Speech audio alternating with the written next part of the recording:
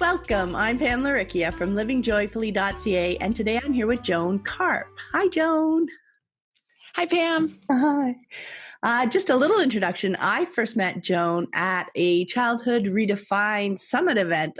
It's been 3 years, Joan. But I am really excited to chat with her today and learn even more about her unschooling journey. And to get us started, can you share with us a bit about you and your family? Yes, thanks. I can't believe it's been 3 years. That was a magnificent event. So my name's Joan, and I am the mother of 3 children, a daughter who's 20, a son who's 18, and another son who will be 15 within weeks. I've been married to a lovely man who so supports our lifestyle and unschooling move for about 23 years. We live in central Pennsylvania, rural. We've had chickens and bees and bunnies and dogs and cats and gardens and blueberry bushes and elderberry bushes. So it's very rural here, which sometimes comes to a surprise to some of my other friends who alternative school in sort of different locations. But so I have a growing family, certainly not the chubba-lubba toddlers of some of my friends who are just thinking about how they might school, but ours is growing. And Yeah. Well, that's a perfect lead in. So how did you discover unschooling, and what did your family's move to unschooling look like? That is a really great question. And this might seem like a bit of a non sequitur, but as I was thinking about this question, I think that my move to unschooling actually started, I birthed my children at home, and I realize this isn't a home birth show. I birthed them at home. And I think that, that just doing that outside of the mainstream or what's accepted as normal, without me even recognizing it at the time, set me up to be fully prepared to embrace schooling in an alternative fashion. I really discovered unschooling, though, when I went to your summit. I realized I was sort of dabbling in it, but I kind of just thought maybe I was doing homeschooling wrong. I kind of thought I was doing it wrong. And when I went to your summit, which is really interesting, I have to just tell you how impactful and meaningful that was to me. I never spend money on myself. I don't. The fact that I saw that come up on my social media feed, and then I registered for it, and then I went, and then I met you and Anne and Anna and other parents. It was amazing. So that was really my first introduction to unschooling. Wow. But we'd always been alternatively schooling. Even my kids were never in an actual public school. When they were little, I started them off in a cyber charter school. So it was a public school online. And at the time, my oldest is almost 21. So at the time, it was brand new. And it was sort of like you just got some cool curriculum and you got to play with it as you saw fit. And that kind of model of using that curriculum lasted 4, 5, 6 years. But as more and more people started to become interested in charter schools and online education, tighter and tighter and more specifics, more regimentation came. Mm-hmm. And I realized, that just didn't feel comfortable. That wasn't what we wanted at all. Yeah. And then we sort of moved into, I guess, homeschooling. But again, I jokingly say I felt like I was doing it wrong because all of the other people I knew who were homeschooling had, like, to some degree, almost like a mini school within their home. Mm-hmm. And I just thought, I can't really be honest and tell these people that we're doing things far more freeform, far more following what our kids are interested about, or interested in. So when I came to your unschooling summit, it was a massive aha moment. And that's actually how and so the last 3 years, it feels like forever. It feels like forever because it's allowed us to live so more fully. Yeah. Yeah. So it sounds like it just became a little bit more intentional rather than I'm not doing it so well. I'm not doing homeschooling well. Now I am intentionally unschooling. Yes. Yeah. And maybe I just needed the language. Mm-hmm. but yeah, you all actually gave me the freedom and the encouragement to sort of live the way we had wanted to, but that I just didn't know. I didn't know there was a thing for that. Yeah. Oh, that's really, really cool. So this next question will be interesting then. So I was asking about the most challenging area of deschooling for you and how you worked through that. So maybe, from even back then when you, after your home births, and you decided not to go to public school, and to start with the online school, which is really cool hearing the history of that, how, it was originally here's some stuff, play with it, and then as it got bigger they got more regimented with it. That was a really interesting history. But anyway, so as you were going through those kinds of transitions, what was it the area that you maybe found most challenging to maybe embrace? I think this is where I have had the most growth. I don't know if my kids have, but for me, it was letting go of a lot of shoulds, letting go of the idea of shoulds, relinquishing a sense of worry. I grew up in a family, very loving, but there was always shoulds. This is how successful people should. This is what smart people should. This is what people who care should. And there was a lot of shoulds. And then around that, always a lot of worry that, well, if you make a decision or you take a path that isn't on this should path, oh my goodness, what will happen? So letting go of the shoulds and relinquishing so much worry have been my biggest challenges for deschooling in general. Deschooling from, again, it started maybe when I deschooled from birth. Yeah. And then it continued as I deschooled from literal school. And it's been awesome. It has made me have to rethink and wrestle in a beautiful way so many things. I mean, I am a richer person for having adopted this lifestyle, mindset, philosophy. Does that make sense? Yeah, sure does. Yeah. I often call it a lifestyle because that's it, right? After you thought through the shoulds of education, right? Of school and found another world. Isn't it incredible how everything else slowly opens up? Because then you notice the next time you go to do, and it's a should that's just totally ingrained in you. But then for the first time, you're like, I wonder. And you just start to question it. And then the next thing, it's like a snowball, isn't it? It is a snowball. And you're right. I wonder, I've always thought, I've always imagined, but I wonder. And then suddenly an entire world of I wonder, and it's both exhausting and exhilarating. And I have to say that I kind of feel like our lifestyle of unschooling has maybe impacted me more profoundly in that I've needed to, or I've had the opportunity to let go of things in a way that will just be normal for my children, which I'm really proud of. Like their normal will just be being open and following themselves as opposed to wondering who they really are. Oh, I think that is such a big component of it. It really is so much of our work because we absorbed so much growing up, about all that conventional wisdom and knowledge without questioning it. Like that was one of the big things, right? This is how it is. We don't question it. This is what we do. This is what we should do. These are our paths. Pick one of these 5 paths. That kind of stuff. Whereas because our children haven't grown up, it's not like our children's lives are easy or anything, right?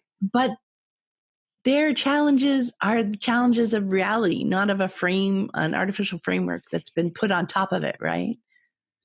Right. Their challenges will be legit challenges as opposed to wading through fears of like, shoulds. And the other thing I wrote a note here. The thing I think that has been the most challenging thing for me was trusting the reality that humans learn and grow without constant intervention and prodding. I think I just somehow had that ingrained in me that to be a good and compassionate and worthwhile and productive human, someone, a coach, a teacher, a parent, someone will need to be prodding, pushing, directing. And that never did quite feel right. It certainly never really felt right to me, but I still sort of somewhere was like, well, I guess that's what you do. And so trusting that if you kind of just move out of the way, humans naturally learn wildly. Isn't that amazing? Almost like when you plant a seed, it just grows. I know. It's incredible. I love that. I love that insight, because I know you think that we think little kids, as they grow, they need to be told and shown what, a good person does, and how to learn how to be a human being, right? Yet when you can manage to, for a little while, just take that leap of trust and step back a bit, as in step back from the control. It doesn't mean step back from engaging, right? You're still with them. You're still living them. You're still helping them do stuff, all that kind of stuff, but watching instead what their choices are instead of telling them what to choose. The whole, it's mind blowing, isn't it? Really, to watch them and to see how considerate and thoughtful, they grow to be, because they're learning in the moment. Like they learn like breathing. Oh, one of my favorite quotes is, that I'm going to mess it up. I'll share it in the show notes, but really it's that to unschooling kids, learning is like breathing. They don't even know they're doing it. It's just what they naturally do. Right. Yes. Right. There's not a now is when we're learning and now is when we're not learning. And you can't even ask them often to observe, like, what are you learning now? And they can't really answer that. They're just busy doing something, right? They're just naturally they're living. Plunging it in. Yeah, exactly. They're living right there. Yeah. That has been the probably, I don't know if this really ties in the question, but that's probably been the most beautiful part of this. And for me, because as a 47-year-old, I have had to constantly, habitually overcome self-doubt and like dig myself out of a pit. It takes a Herculean effort to get myself out of a pit of, I wonder if I can. But I think about how I was conditioned as a child and as a young person growing up, always sort of having to look outward for direction. As opposed to what I hope I've helped foster for my children, and that they can look inward. They can always follow their own compass. I think I might have gotten some of that language from you all at the Unschooling Summit. The idea, I don't know who said it, but it stuck with me, and I'm probably misquoting it as well. But something about having your own true north, like following. Maybe it was Anne who said it. I don't know. Yeah. But having your own true north and following that compass, and always knowing to come home to that. And that trust, right? To trust themselves, because for years now we've supported and helped them as they are, we help them identify what they're feeling as like a true north. What do you want to do? That's practice in listening to yourself, right? And figuring out what that internal messaging or whatever, the internal feeling is, I want to do this. I want to try that. And by being able to try that and seeing what happens and learning from that and adjusting and tweaking your direction. Think of all the experience over the years they have of doing that, and that through that, they just learn to trust what they're feeling, even if it doesn't mesh well, maybe with the messages around them. But they've got practice talking through that too, right? Because we've talked through that so much. Yes, you have practice. They stretch and use that muscle. It doesn't become atrophied, their muscle of knowing who they are and how to be constantly listening to themselves. Oh, yeah. I love that. So let's jump into the teen years, because that's an amazing time, isn't it? I love the teen years. I love teens. Yay. So what's been your favorite thing about your relationship with your teens, and how do you find you fostered that? I love teens. I sometimes will remind my younger mom friends, I'll just say, you know how you feel just so excited about how plump and convivial and jovial and red cheeked your little sweet tiny people are. It doesn't go away. That those same feelings of awe and wonder and excitement about who they are and what they're doing, it continues as they get older. It's just so much fun.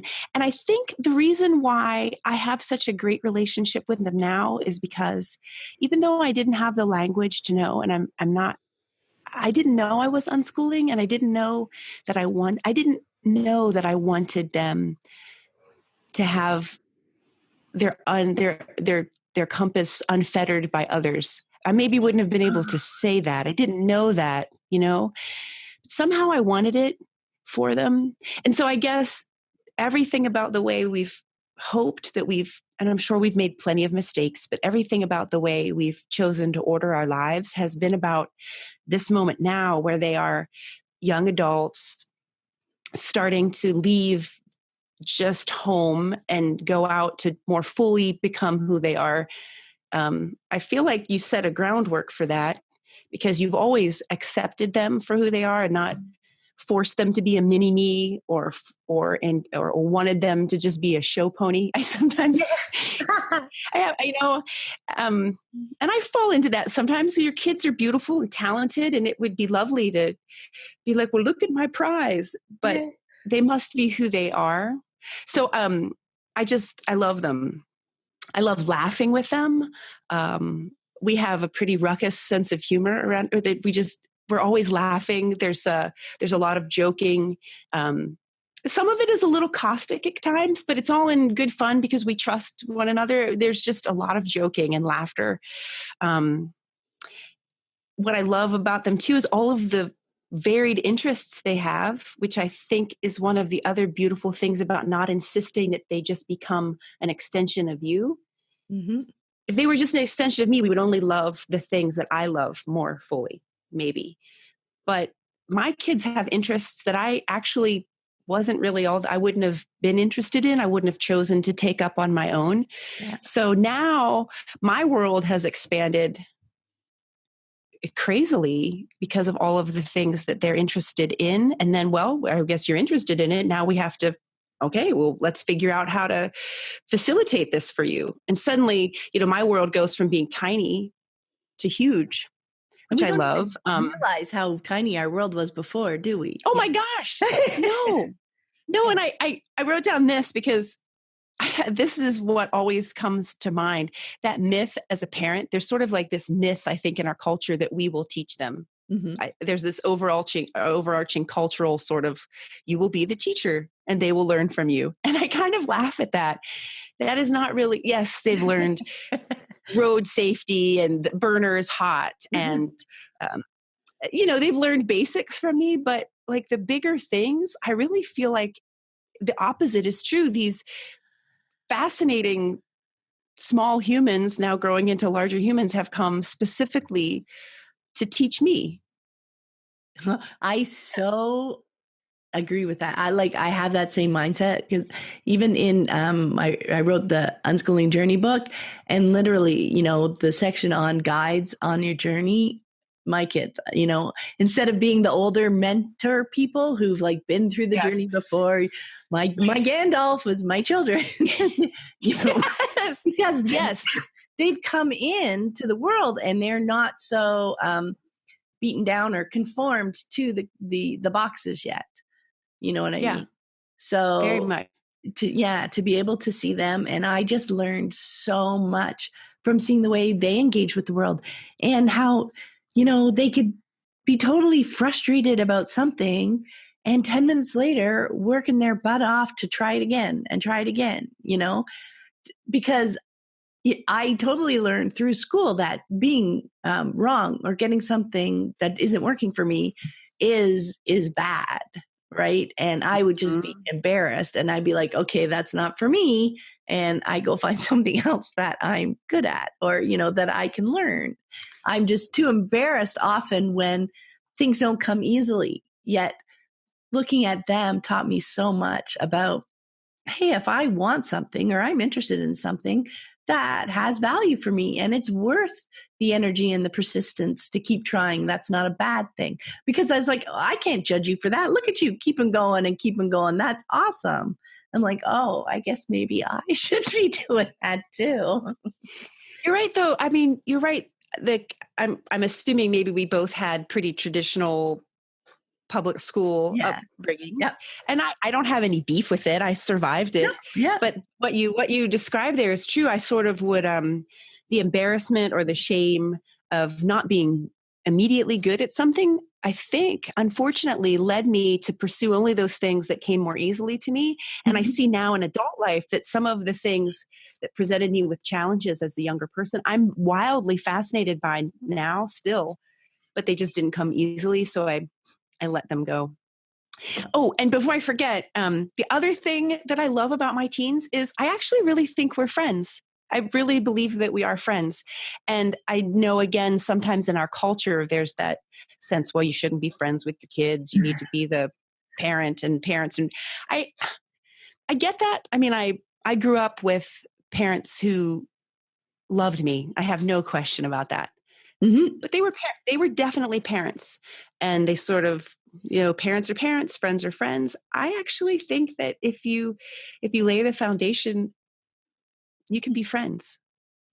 I feel Oh, like we have a very friendly, I mean, a friend, I think, is someone who loves and supports and encourages you and wants really great things for you. That's how, and I think my kids get excited for me when I overcome a challenge. They're happy for me. I'm happy for them. We enjoy spending time together. What greater thing is there than when your kid says, "Hey, do you want to go to the movies with me?" yeah. Or, "Hey, Yeah. let's go do something together." That's awesome. So I think that's one of my favorite things about this particular age too. Mm-hmm. Yeah, no, they do. They make wonderful friends. And yeah, I understand where that, mainstream thought is coming from but the way they're seeing friends as somebody who just, blindly agrees, what I think is just like, whatever.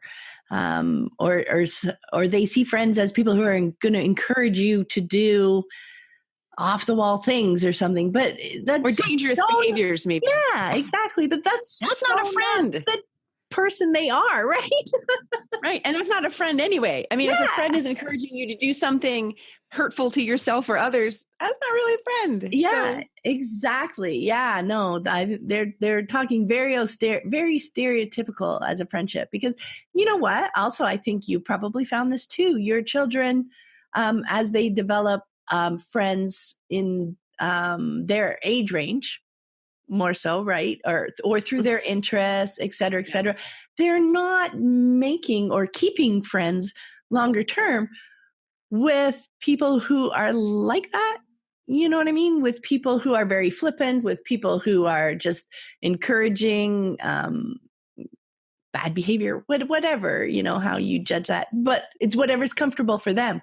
They're not going to keep a friend who makes them feel uncomfortable.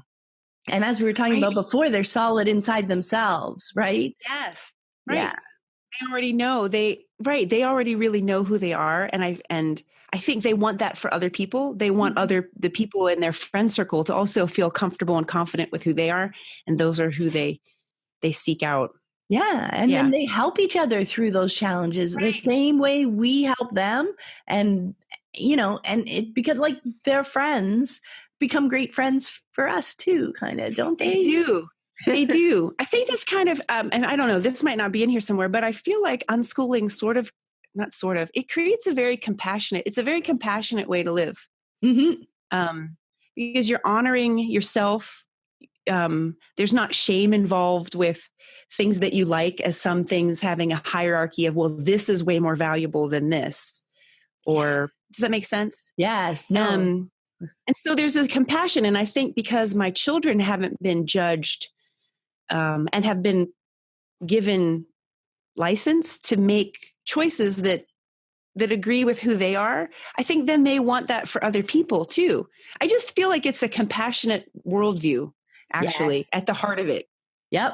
At Oh, the heart of no. it, I feel like it actually has, maybe when someone hears the term unschooling at first, they're really just thinking of it as school building versus doing a slightly less regimented thing at home. And on its surface, I suppose that's what it is. But now that I have older children and I'm a whole whopping 3 years into an official unschooling, I just see it really as a fostering of a compassionate lifestyle. That's so fun, Joan. You know, when I wrote the unschooling journey, the words that came to me as like the ultimate kind of ending, not ending at all, because the journey keeps going. But, you know, once you've been through the bulk of it, compassion and grace. Those seem to be the Yes. two things that I discovered in the foundation of it all that were the most important things just for living our lives moving forward, right? I love Isn't it? that. It's so beautiful. It's so beautiful. Yeah. We've been talking about interests and passions a little bit and even talked about when things don't go smoothly, right? So I just thought maybe you might be able to talk about a time when maybe something like that happened for you guys and how you approach those more challenging times. Yeah, I'm just looking through my notes here. Sure. Yeah, of course we've had some challenging times. Although I would have to say that maybe our challenges seem relatively benign. I mean, I will say we've had a pretty sweet life. We haven't had any major obstacles. So our obstacles or challenges are maybe a little smaller. I'm thinking again, and I think your summit was just, it empowered me. It gave me the language. It allowed me to see, hey, other people are sort of thinking as you are thinking, and it will be okay. For example, my kids have been beautiful musicians. I taught them all how to play the piano, which was fun. And then they were even in band with our local public school. They were in band. My daughter, beautiful flautist.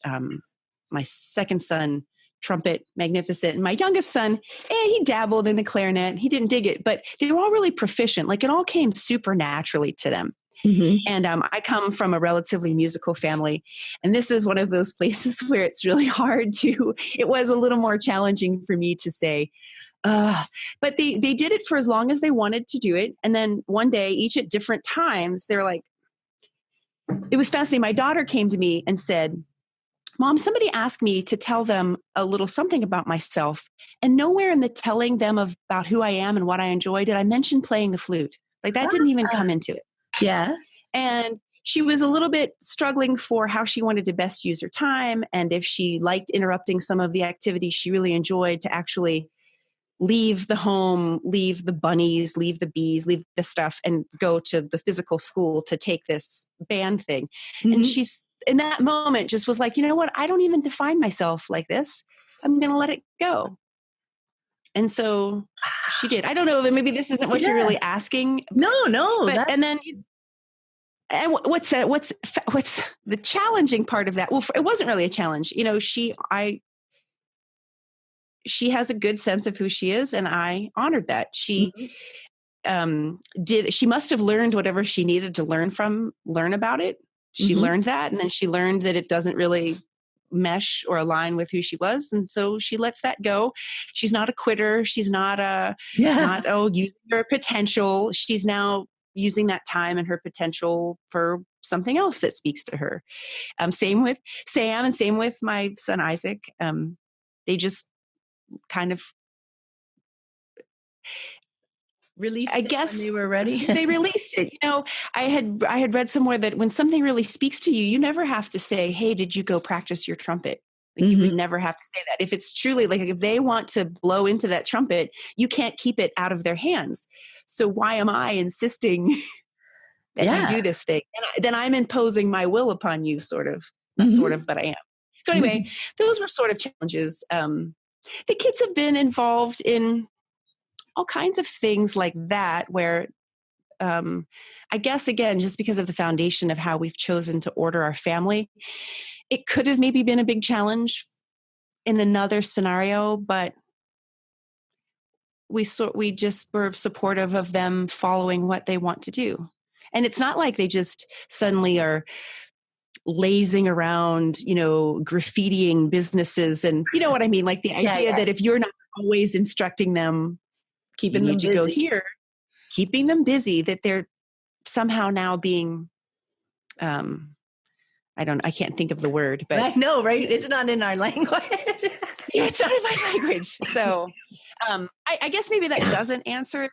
But I mean, certainly if the kids struggle with anything, we're always there. Just because I was joking with someone that I would one day like to write a book with the title Looks Like Nothing. Because I'm sure to the outsider, sometimes my mothering style looks like nothing. Like, oh gosh, Joan's not doing a dang thing. Like, look at her. Like, she's not doing anything.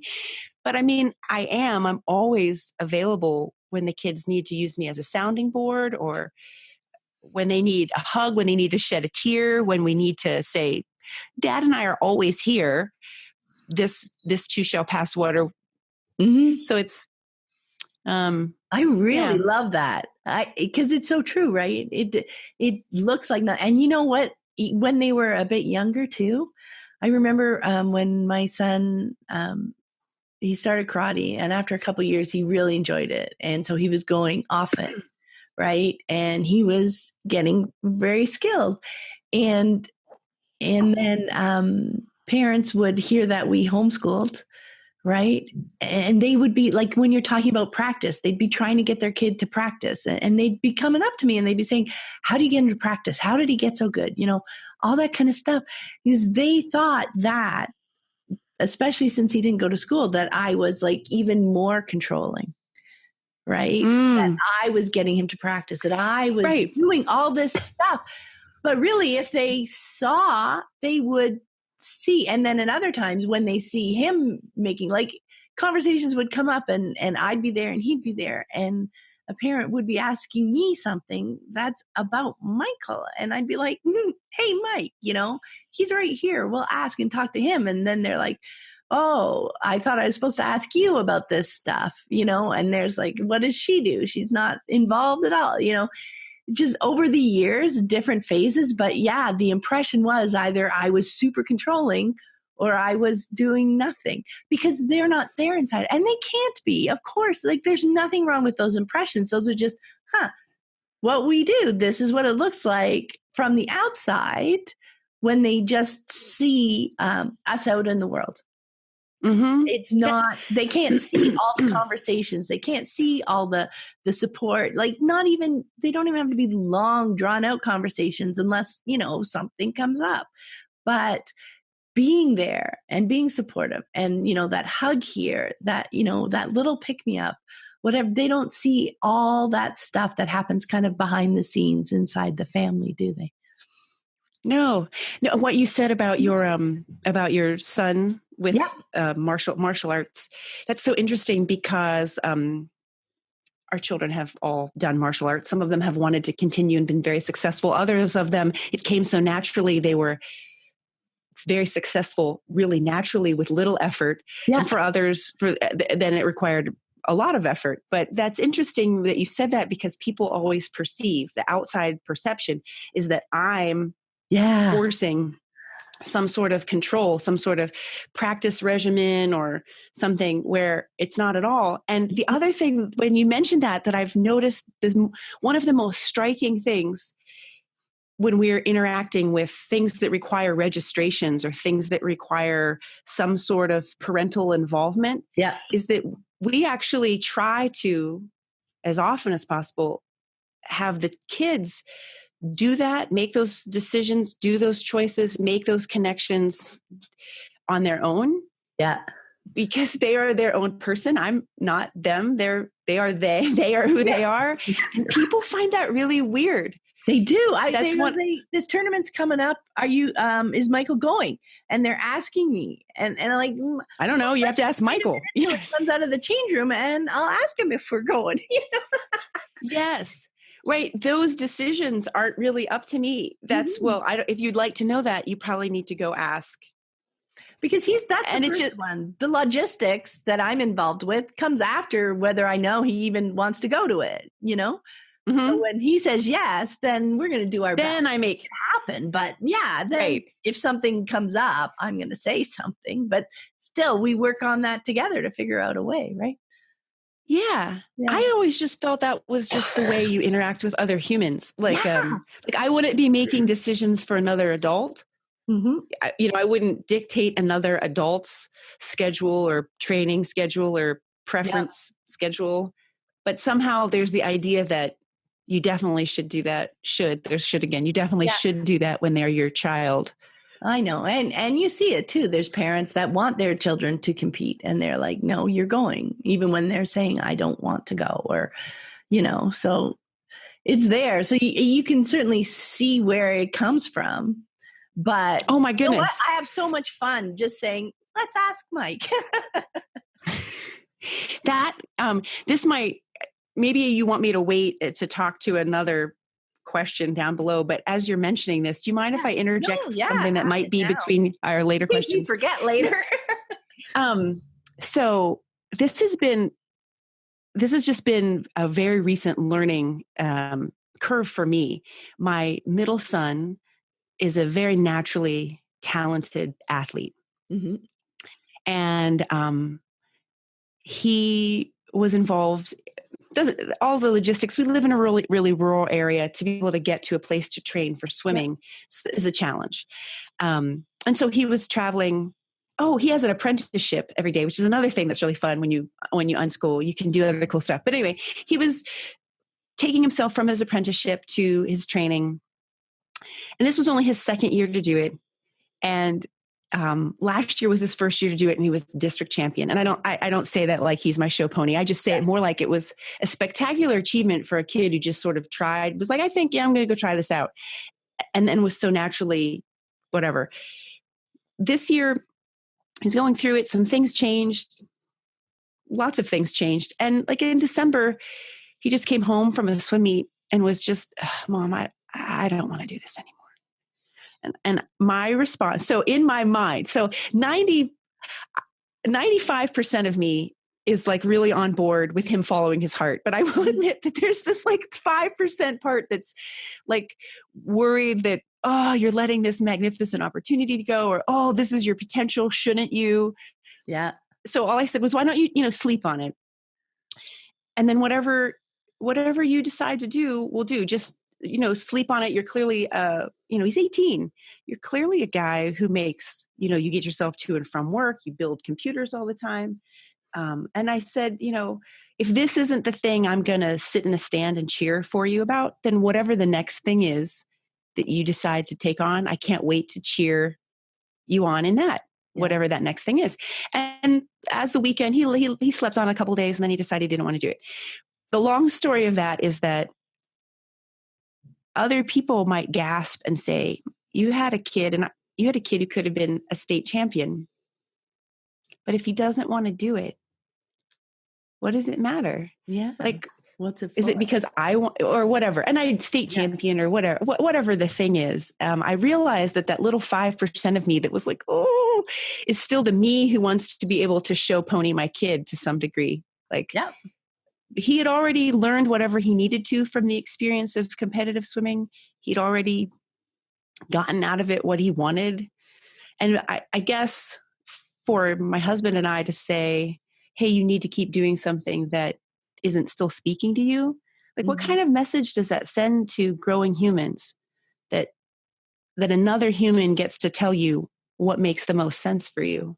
Yeah. Is that too weird? Is that too heady? I don't know. Maybe that's just too weird, but that's been my most recent. That's been my most recent, like, yeah. And actually what it was no big deal for my son. He like happily went on, he carried on life. And for me, I still had that little bit like, did we do the right thing? Isn't that weird how my conditioning from wherever still had its tentacles in about, aren't you supposed to? But anyway. Well, and that's the thing too, we're going to discover all those little pockets. It doesn't mean we're bad people or bad whatever. It's what's important is the work. As we're thinking through it, we discover that little. It's like, hey, there's that little bit of me that's feeling this.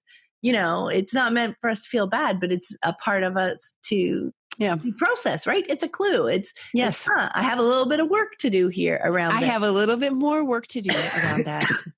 And yeah. I love that. Go ahead. Yeah, sorry, I didn't mean to interrupt. But yeah, I do. And I think, again, coming back to some of the earlier questions, this is one of the most profound and unexpected gifts of unschooling that has occurred are the places that I feel some tension. And then I want to, and I don't need to, I want to figure out what is that and why, where did that come from? And how do I let it go? Oh yeah. Those little bubbling moments of discomfort when you just notice something feels a little bit off. Yeah. I figure those are going to be bubbling up all my life. They're still I think so. But isn't that great? Human. I mean, yeah. I kind of, once you just start welcoming them instead of seeing them as here's another thing I have to learn or work on. What's the next thing? What's the next thing? What's the next layer of the onion I get to peel off and discover something new? Yeah. Sometimes when in Shrek. When I'm when I'm like totally stuck in there at first and I'm like, oh my gosh, it's another one, or I don't know how I'm going to find my way through this one. I love like kind of thinking just 3 months down the road. It's like, 3 months down the road, I'm going to have this all figured out. I wonder what it's going to be. That's how I can get myself shifted to the curiosity, which helps me dig into it rather than the initial grr. Something's up. Yeah. And I just wanted to say, you made a point earlier about your son and how it wasn't a big deal. He had picked up what he needed to pick up from that, right? Irregardless of how conventionally successful he was at it. And is finding the next thing. I'll always remember something that it was a comment from my daughter. So she was quite successful conventionally as a photographer, younger. And somebody asked her when they found out that she was unschooled, so that she had spent a lot of her teen years just really immersed in photography, right? And so the person said, that, well, now you're going to be a photographer as a career for your life, right? Because that's all she learned growing up. And she said, you know what? I love photography right now and I may keep doing it. But if I lose interest in that, I know there'll be something else that interests me later. And I was like, oh, yeah, that's it. That is it. You don't identify persons. You don't wrap up your identity in something that you do. Yes. Right? They are still themselves, and there are things they love doing, and those might change over the years. And isn't that such a compassionate way to see yourself? Yes. I mean, that's just a really compassionate, loving way to just view yourself as you voyage on. That's beautiful. Mm-hmm. Yeah, I think your children are a little bit older than mine. They're all in their 20s now. Yeah, so it's really fun to hear you say those things, that for you to share those things, because, man, those are great gifts. Those are great gifts that you fostered for them. Yeah, and I love seeing the connection because I see those. That's one of the things I love doing about the podcast, right? I get to talk to other people who are fostering the same kind of, lifestyle, the same kind of respect and love and truth and compassion and grace with their families and with their children. So I love hearing that. Okay, so we should probably move on to the next question. Okay. What do you appreciate most about having embraced unschooling? Although we probably touched. But I wrote it down in my notes. Right. I wrote down, tell me, I'm going to write down a fourth word now. Okay. Agency, that my children have agency of themselves, autonomy, peace, and compassion. Oh, yeah. That's beautiful. Nailed them. It's the lifestyle, right? It comes back to how we choose to live together. It's just, I sometimes liken it to stepping off of a treadmill. And when you step off, things slow down and then you're at your own pace, and you absorb that which calls to you as opposed to just what's coming on the treadmill. Sometimes I don't even know, I'm not a particularly radical or crazy or outlandish individual. I'm not really that unusual, I don't think. And so when I sometimes try to explain what I appreciate about unschooling, if someone were to ask me who's not doing it, it's sometimes difficult for me to even find language that resonates. Yeah. But to meet them where they are, because, if you say you're unschooling your kids, so in their mind, where they are is all about what they're learning, right? And yet we come up with agency and peace and compassion, and autonomy. It's like, what on earth does that have to do with how they're learning? How are they going to take the SAT and get into a really good college? Right. How? I mean, I don't we think can see it. Help them. We know, but it's like you said, it's not the language. Like, we have to really back up. To me, it's the unschooling journey to get from where this is how they're going to learn stuff instead of going to school to where we end up. Like, for me, that's how I see the unschooling journey. And it's not something you can just explain to somebody to understand in a couple of minutes, right? Like you said, there's a whole new language, words that we use. Like when you say peace to them, they have a very different picture, I imagine most people do, than how we call it. That's how it's so hard for them to see how they're related. But words have a whole new meaning as you go through the journey, don't they? Yes, they do. Yeah. I love that. Okay, so we did talk a little bit about the karate, and I know you're very passionate about sports and just physicality. And I was wondering if you could talk a little bit about how you found that weaving into your unschooling days, kind of like your music story that you had before. So I'm maybe, I don't know. I think what's fun, I guess what's fun is, like, I love doing push-ups. And so I do push-ups in my kitchen. I do push-ups a lot of places because part of my training mantra is that you don't need a gym. You don't need a sexy space. Wherever you are, you have your body. That's enough. Maybe I'm unschooling even from the standard fitness model to some degree. So what's kind of cool is that without ever telling my children, you have to do push-ups, you have to run, you have to blah, blah, blah. You can kind of see, like, if you model something and they see value in it, they'll do it too. So, or if they don't see value in it, they don't. But I don't know if that's what you're asking me. But yeah, we're an active family. We like to be outside. We like to hike. We like to canoe. We like to bike. We do we're haphazard triathletes. And so the kids have joined us sometimes when they're interested. And, if they'd rather spend their summer doing something else with their friends, it's not like we're saying, you need to get out and triathlon train. The invitation is always there for them to join us. I guess I treat the fitness part of it like I would any other friend. I'm not going to force my friend to come with me on a hike. Because then that's not really joyful. Now I've just forced you to do something you don't want to do.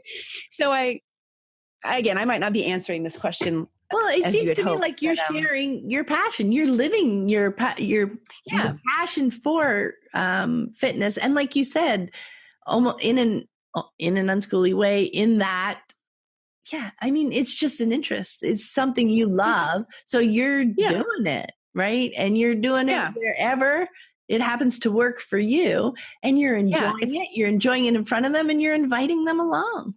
Boom. Right. It is sort of an unschooly sort of approach to fitness too. Yeah. Yeah. We invite them.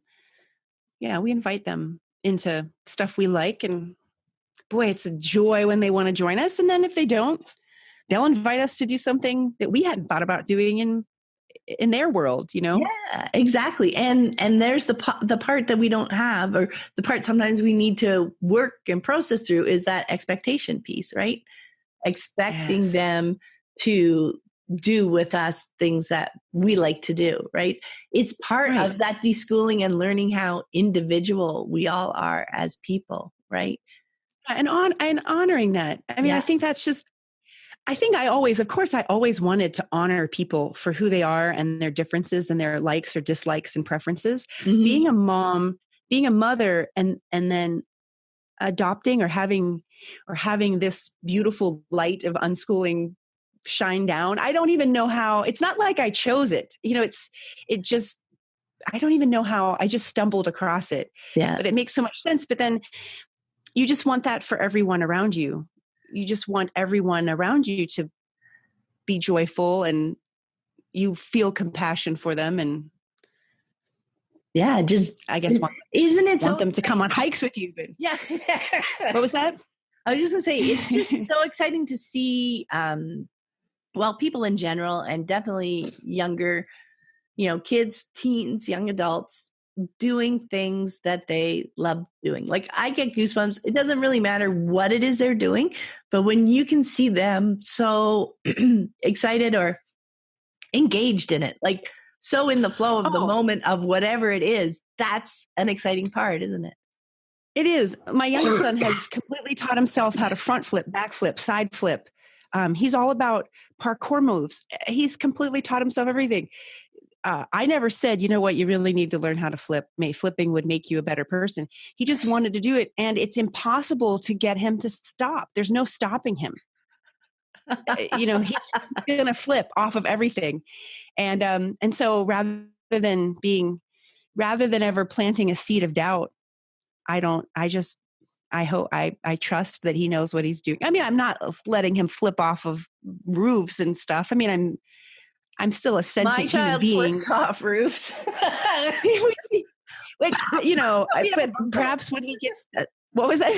We have a low room. But you know what I'm saying? Yes, no, exactly. One of those things, like if your child loves it, you can't stop them. And you know what? That was something I worked through at the time, right? Because he knows his skill level and abilities better than I do. Yes. So something that looks scary to me, he's worked up to that over time. He's given himself a training plan to get to a point where he's comfortable doing whatever it is that he's doing, right? And, I've even told him sometimes when he's doing flips, I'll just kind of look the other way, but that's all about me for a moment. I mean, you and I shouldn't go out and flip off of anything right now. Exactly, right? but if, like you said, they've worked up to it, and who am I to second guess their sense of who they are? Because it's not like they want to go into themselves. No. And they've been making decisions and training and understanding their body intimately up until this point. It's not like they just threw that all out the window and, hey, I want to go do this crazy, dangerous thing that I'm sure I can't. It started small, and then it just kept building. It's years and years, isn't it? Yeah. Yeah. Okay. Very I love fun. that. Now, I know you've started a new business pretty recently. I did. I know. That looks awesome. So I'd love to hear what everyone's up to and how your days and lives are kind of flowing together, how that business is flowing in with everything. I'm excited to hear how it's going. Well, in case anyone thought I was drinking wine, I'm not drinking wine through this video. This is kombucha, and I've been making it for over a decade, haphazardly for my family, and now in earnest as a legitimate business for the past 2 years. Yeah. And again, not because I woke up one morning and was like, I make such great kombucha, I should do this as a business. It was really, I had given it, that's just not who I am, but I had given it to a friend who had some assorted health issues, and he just couldn't say enough great things about how it helped him, and etc. So at his urging, like 8 months of urging, I acquiesced, and so started. So anyway, I have a kombucha business, and we now have a commercial kitchen at our home. And what's fascinating is how, without even, again, there's no force involved. I'm not dictating that my kids do anything, but my oldest daughter is my order and delivery coordinator. She just says, come into that. She has a beautiful way with people. She engages people just with such an open joy. Yeah. People love her, and it suits her so well. And she's thorough. We're learning as we go. We've never been business owners before. I certainly was never in the beverage industry before. So we're learning, but she just manages that. I mean, I haven't dictated anything besides some basics like, this is the information I need. Can you get that to me? And this is the information you need. And so it's really cool. Yeah. Yeah. My middle son has an apprenticeship, an IT apprenticeship that he's had for a couple of years. So if you were in school, he would be graduating this year. This apprenticeship has been super cool. So he's not as involved, although periodically if I have, I do home deliveries. So if I have home deliveries near where his employment is, he takes them and does that. And again, you know what I find fascinating too is people often say, oh, teens don't know how to talk to people and teens don't know how to make change, and people just seem to think teens don't know how to do anything, and they're awesome. I mean, they waltz into new businesses and ask questions and introduce themselves and have composure and feel very comfortable with who they are. I think probably because since little people, we've helped them. Feeling comfortable with who you are is the goal, right? Feeling comfortable with who you are is the goal. And then my youngest son is here. He helps me tremendously. I mean, he wakes up and he has the things he likes to, he likes to read or listen to audiobooks. He has this whole little regimen for like what he likes to do. He sort of sets the tone for his day. And then he helps me in the kitchen. He helps me sanitize things and even helps me with some design stuff. He's made a couple of little commercials for me where he's edited video. So everybody has like their little, not so little, little sounds diminutive. They have their part and they enjoy it. And it works out great. Yeah. And maybe I couldn't have done this when they were teeny. That's would have been a lot, but given their ages now, man, they are just ridiculous help. Yeah. Ridiculous in a good way help. Yeah, exactly. Exactly. Yeah, no, my kids have also, come at certain times and things that they're interested in and been so super helpful. So it's so fun, and again, like without the, draconian direction and without the the expectation, but they always seem to over deliver. When it's something that they're interested in doing. Hey, we want to help out. I'd like to do something like this. They've helped me from advertising to editing to social media to it's just so fun. It's fun to see how it weaves in, right? It does. How it kind of flows with us. It does. Yeah.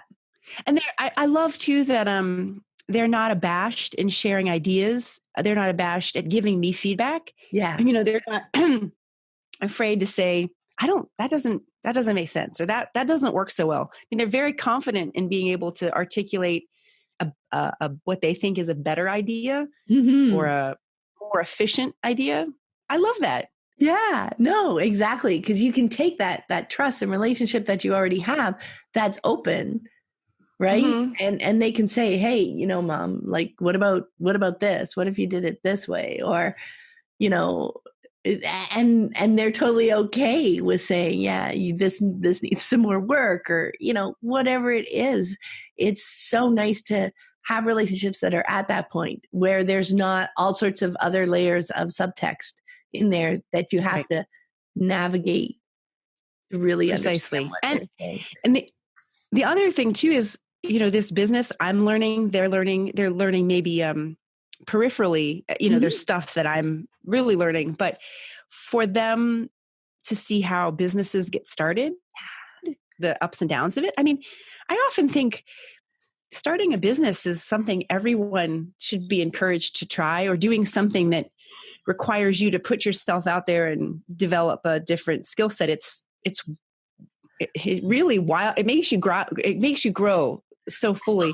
And so, well, I'm sure with your variety of it's a whole pursuits, but for the kids to, yes. But I mean, and business matters so much. And yet normally for most teens, you don't ever see that until maybe you hit a college class where maybe you get to read about business or you get to read about marketing. But you don't ever get to ever see it or apply it or even be part of it until maybe you're 22. Yeah. I don't know. I hope that this maybe will, if they have an entrepreneurial spirit at all, inspires them to try something. Because certainly, I'm not the best or the most well-read or there's nothing like that's in my resume that says, oh, she'll be a wild success, but that shouldn't stop you. And it doesn't need to stop you. No. And so hopefully they'll see that. They're seeing, we're learning again, right? They're seeing us learning. Mm-hmm. I'm sharing we're learning together. That I'm learning and they're commenting, they're noticing, or they may be getting involved in different aspects over time. It is like have discovered that it's yet another growth journey. I talked about how the unschooling journey doesn't really end, right? I think there are growth journeys for us in all the areas that we choose to participate. If you get mm-hmm. really into physical fitness, there is a journey in there as well. Because on these journeys, when we're learning about something that we're passionate about, we're also learning so much about ourselves mm-hmm. as we dive into it, right? So everything that we dive into passionately is also a learning journey about ourselves and who we are. And it's so fascinating and interesting. Okay. Well, thank you so much, Joan, for taking the time to speak with me today. It was so much fun. I really appreciate it. I really appreciate you asking me. It was really joyful to speak with someone else who gets excited and who maybe understands the language. I don't often get to have these sorts of chats with people. So it was really nourishing to be able to be excited about what I do and what we do, what we've created. Oh, that's awesome. I'm so glad you enjoyed it too. It was spectacular. Yeah. And before we go, let's let people know where they can get in touch with you online and your kombucha company and maybe people local to you. Oh, well. That's very sweet. My business name, do you want me to give you my business name? Okay. So it's Mount Nittany Kombucha, and I'm in central Pennsylvania, and Nittany Mountain is a big deal here. It's spelled Nitanee. So Mount Nittany Kombucha.